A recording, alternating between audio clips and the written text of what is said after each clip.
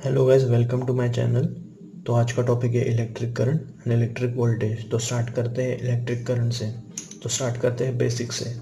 Matter जो कि solid, liquid और गैसियस, वो बना होता है मॉलिक्यूल से, और मॉलिक्यूल जो बने होते हैं वो एटम से। और एटम का बेसिक स्ट्रक्चर मैंने यहाँ पे ड्रॉ किया है। अब एटम के सेंटर में जो होता है वो होता है न्यूक्लियस, और न्यूक्लियस के अंदर होता है न्यूट्रॉन्स और प्रोटॉन्स। न्यूट्रॉन जो होता है वो इलेक्ट्रिकली अनचार्ज होता है, प्रोटॉन जो होता है पॉजिटिवली चार्ज होता है।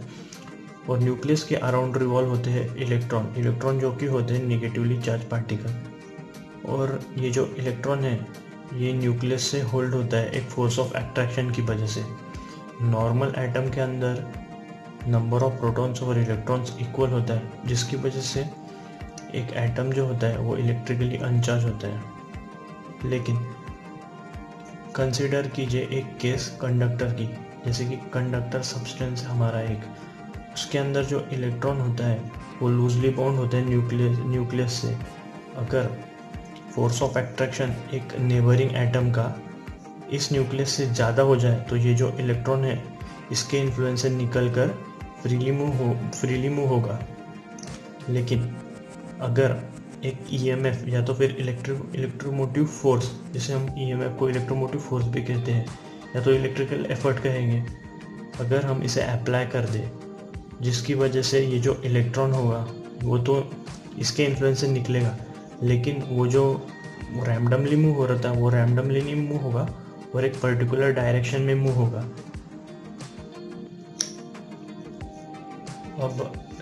अब जो एक बेसिक कंसेप्ट आता है इसके अंदर, लाइक चार्जेस जो कि पॉजिटिव पॉजिटिव, नेगेटिव नेगेटिव एक दूसरे से रिपेल करते हैं, और अनलाइक चार्जेस जो होते हैं पॉजिटिव और नेगेटिव वो एक दूसरे से अट्रैक्ट करते हैं।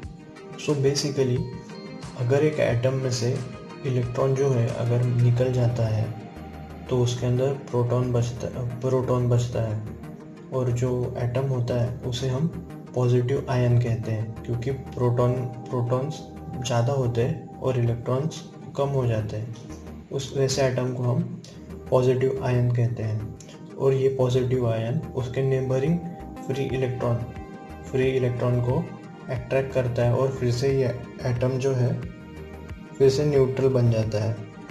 तो बेसिकली कंसीडर करते हैं ये डायग्राम को। इसके अंदर एक कंडक्टर है जिसे हम सेल से ज्वाइन करते हैं, सेल कह लो या तो बैटरी कह दो। इसे हमने कनेक्ट कर दिया है कंडक्टर। अब इलेक्ट्रिकल के अंदर जो कंडक्टर मटेरियल जो होते हैं वो होते हैं कॉपर। जनरली कॉपर और एल्यूमिनियम यूज़ होते हैं, और उनका एटॉमिक स्ट्रक्चर जो होता है वो डिफरेंट होता है। हर एक मेटल के लिए वो उनका एटम स्ट्रक्चर जो होता है डिफरेंट होता है। तो बेसिकली मैंने ये सिर्फ एक्सप्लेन करने के लिए बनाया, और इस कंडक्टर के अंदर मैंने 3 एटम बनाए हैं, और ये जो ब्लू में है वो इलेक्ट्रॉन है। तो बेसिकली जैसे कि मैंने आपको बताया कि लाइक चार्जेस जो होते हैं वो एक दूसरे से रिपेल करते हैं, और अनलाइक चार्जेस जो होते हैं एक दूसरे के साथ अट्रैक्ट करते हैं। तो बेसिकली मैंने सेल को देखिए, ये निगेटिव टर्मिनल और ये पॉजिटिव टर्मिनल है, और इलेक्ट्रॉन जो होते हैं वो जो होते हैं निगेटिवली चार्ज। तो ये जो होगी निगेटिव एक दूसरे के साथ रिपेल करेगी। तो बेसिकली जैसे ही मैंने इसके अक्रॉस एक ईएमएफ यानी सेल या तो फिर बैटरी कनेक्ट कर लिया है, तो बेसिकली जो ये इलेक्ट्रॉन होगा, ये जो निगेटिवली चार्ज पार्टिकल है वो पॉजिटिव के साथ अट्रैक्ट हो जाएगा, और ईएमएफ अप्लाई करने के बाद ये जो इलेक्ट्रॉन है इसके ऑर्बिट में से निकल जाएगा और एक पर्टिकुलर डायरेक्शन के अंदर ड्रिफ्ट होगा। तो ये फ्लो ऐसे होगा, और ये एटम के अंदर जब ये इलेक्ट्रॉन निकल गया हो तो ये जो एटम हो जाएगा वो जो इलेक्ट्रॉन लूज़ कर लेगा।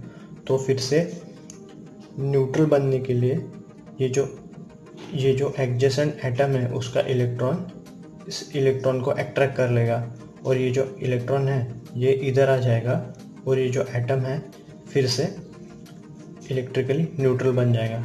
वैसे ही ये एटम जो होगा ये इलेक्ट्रॉन लूज़ करने के बाद इसके पास भी इलेक्ट्रॉन की एक वैकेंसी बन जाएगी। तो ये जो है ये वाला जो उसके एडजेसेंट इलेक्ट्रॉन है वो जो कि फ्रीली मूव हो रहा होगा उसे अट्रैक्ट कर लेगा, और फिर से ये इलेक्ट्रिकली न्यूट्रल बन जाएगा।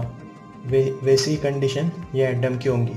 और ये एटम जो है वो कंडक्टर के अंदर बहुत सारे हो गए, एक पूरे पाथ में हो गए। ये तो सिर्फ मैंने डिस्क्राइब करने के लिए 3 बनाए हैं, लेकिन बहुत सारे एटम से एक कंडक्टर बना होता है। तो बेसिकली ये जो इलेक्ट्रॉन का फ्लो है from negative side to positive side, flow of charges from negative to positive side, generally पहले जो होता है वो करंट की डायरेक्शन जो कंसिडर की होती है वो पॉजिटिव टू नेगेटिव साइड है। और आज भी जो कन्वेंशनल करंट है, या तो हम सिंपल करंट भी कह ले, वो फ्लो होता है from positive to negative side, लेकिन जो चार्ज फ्लो होता है from negative to positive side.